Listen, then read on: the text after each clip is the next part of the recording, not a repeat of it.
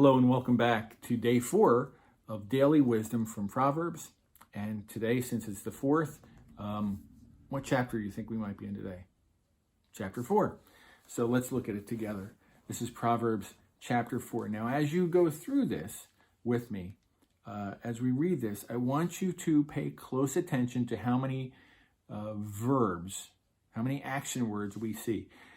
Just in this chapter, I see at least 1, 2, 3, 4, 5, 6, 7, 8, 9, 10, at least 10 different verbs where it's telling us what to do with wisdom. So let's start in verse 1. There's at least 2 here.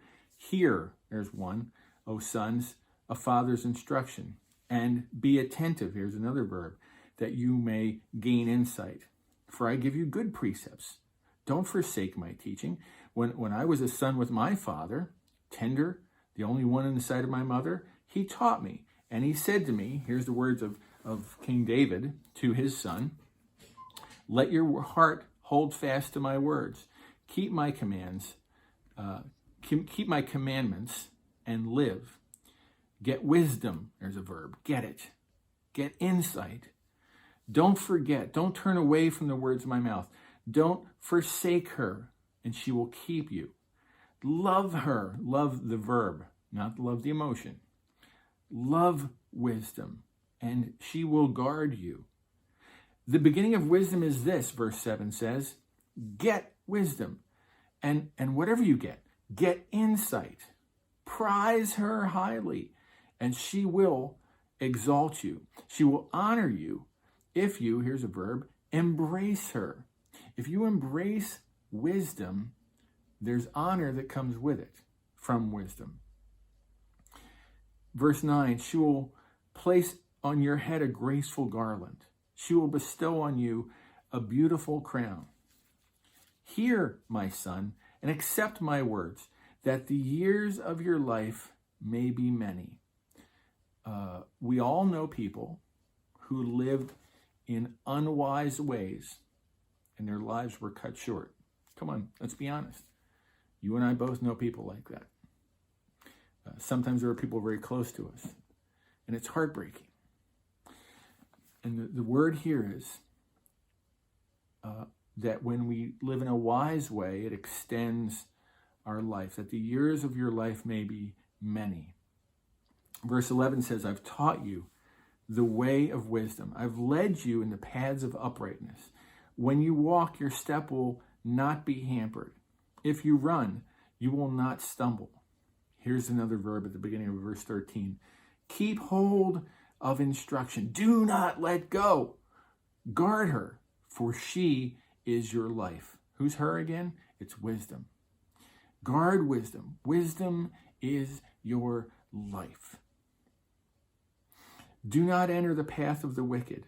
Do not walk in the way of evil. Do you detect a theme here? This is now 4 chapters in, and we're hearing this theme again, that we have choices to make. We will be tempted in life.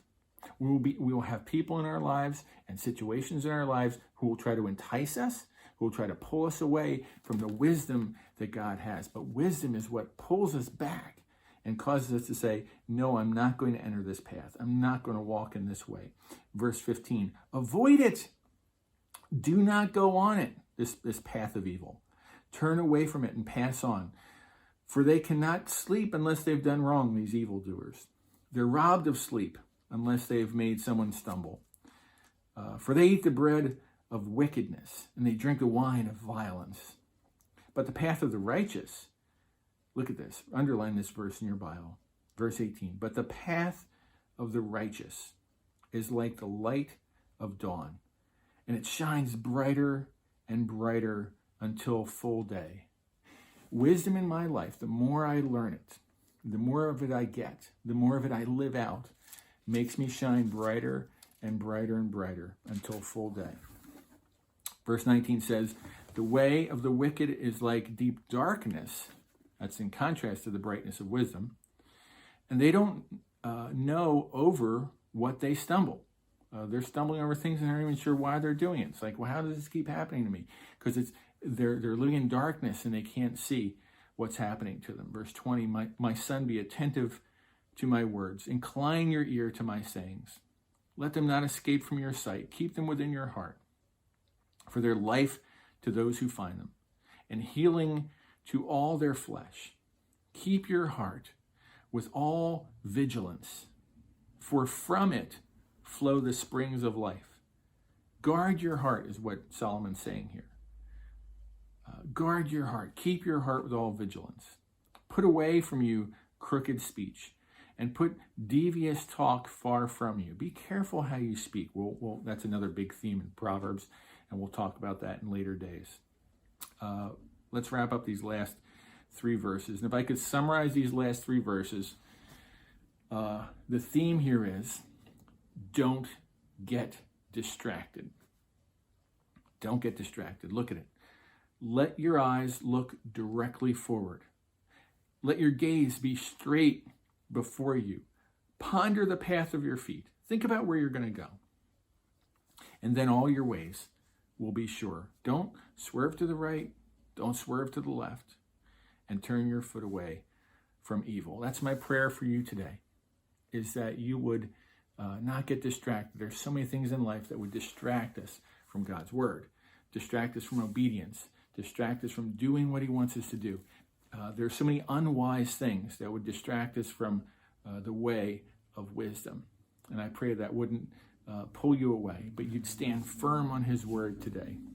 Thank you for joining me, and I look forward to going through the next chapter with you tomorrow. God bless you.